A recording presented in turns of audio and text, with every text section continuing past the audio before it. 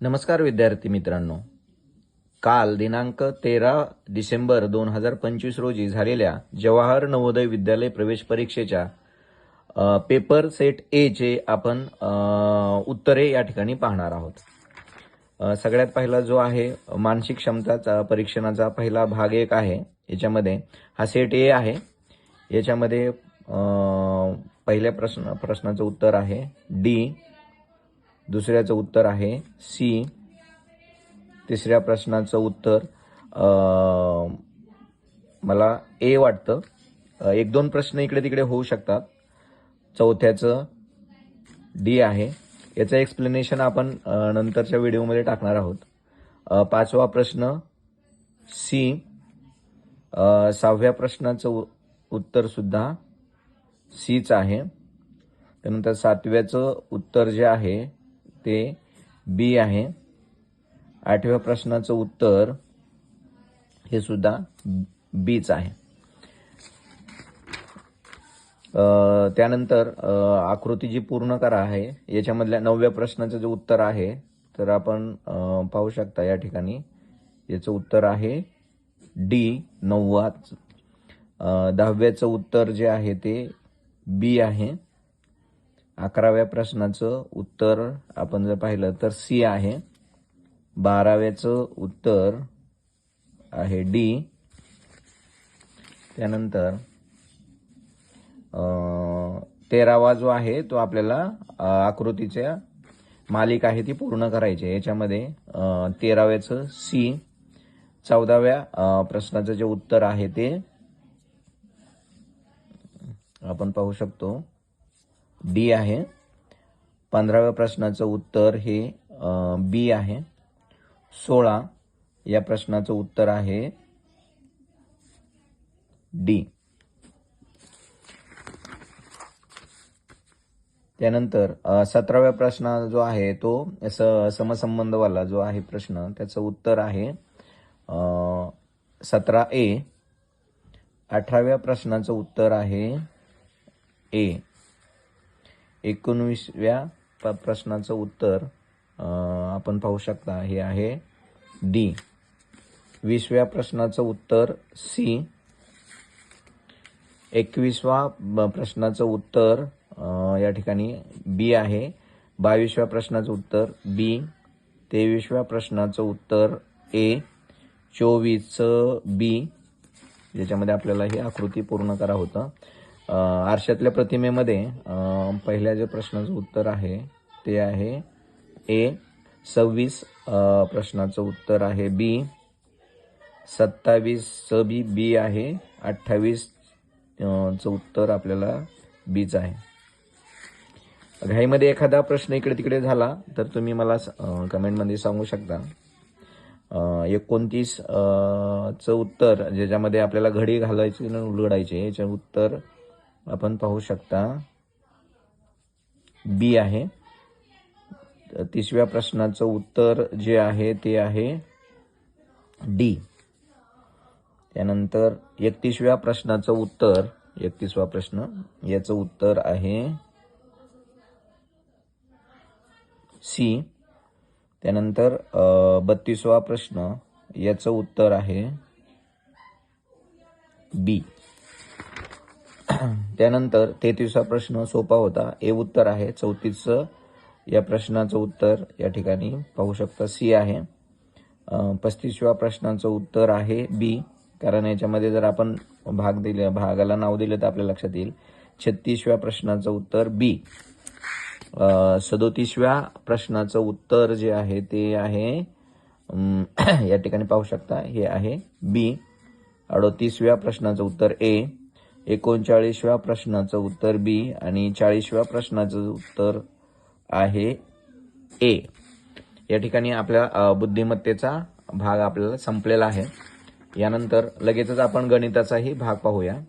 गणितामध्ये 41 पासूनचे प्रश्न आहेत. 1 आणि 11 याच्या दरम्यान किती मूळ संख्या आहेत मध्ये विचारलेले, म्हणजे दोन्हींच्या दरम्यान. तर माझ्या मताने ह्याचं उत्तर 4 असायला पाहिजे. त्यानंतर 42चं उत्तर कॅल्क्युलेशन जर केलं आपण प्रॉपर गुणाकार टेक्निक वापरून जर गुणाकार केला तर याचं उत्तर सी मिळेल.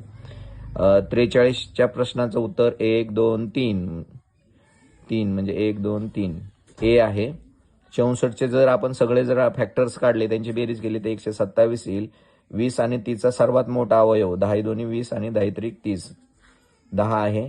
46ची बेरीज केली जर करून पाहिली तर आपल्याला लक्षात येईल. याची बेरीज आणि त्याच्यामधून जर हा जर संख्या वजा केली तर आपल्याला उत्तर मिळेल.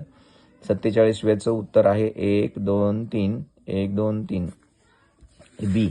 48चं उत्तर आपण जर ही पदावली जर अपूर्णांकाची जर पदावली जर आपण सोडवली तर उत्तर मिळेल तुम्हाला सी.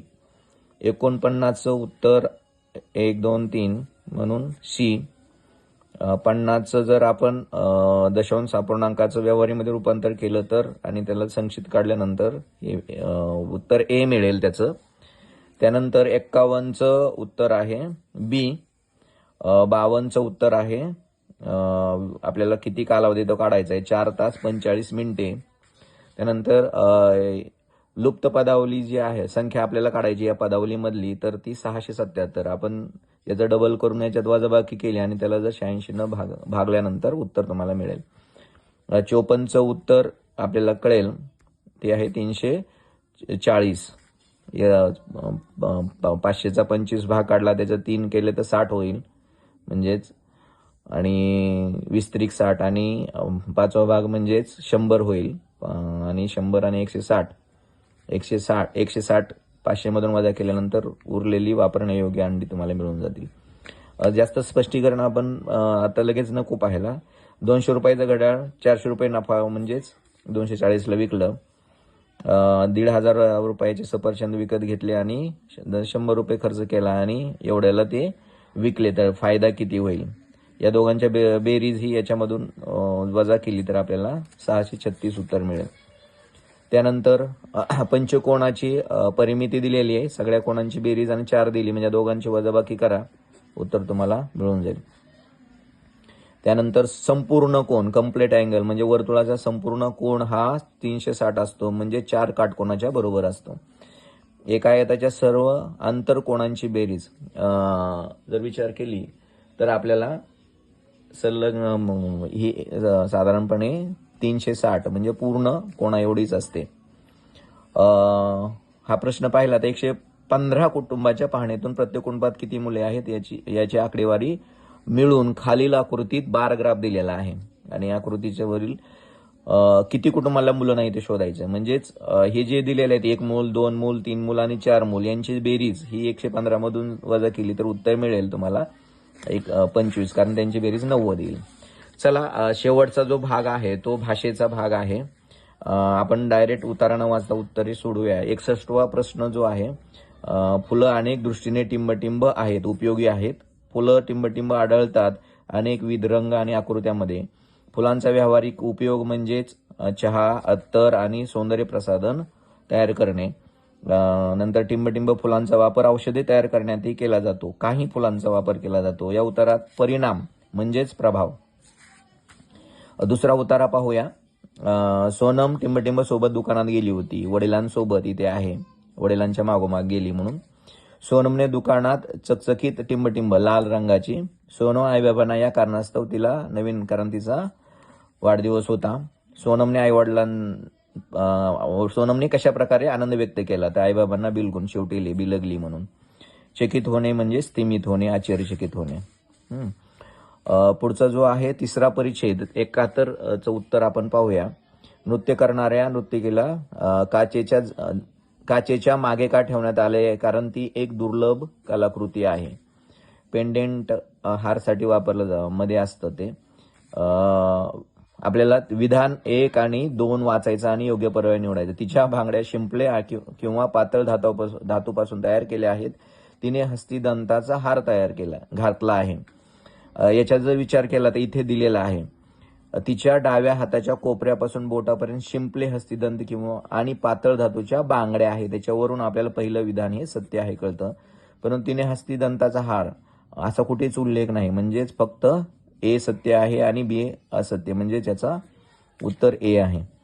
निडर चा समानार्थी नसलेला म्हणजे विरुद्धार्थी भित्रा होईल. उतारातील कलाकृती या शब्दाचा अर्थ माणसाने तयार केलेले कलात्मक नमुने, त्याला कलाकृती म्हणतात.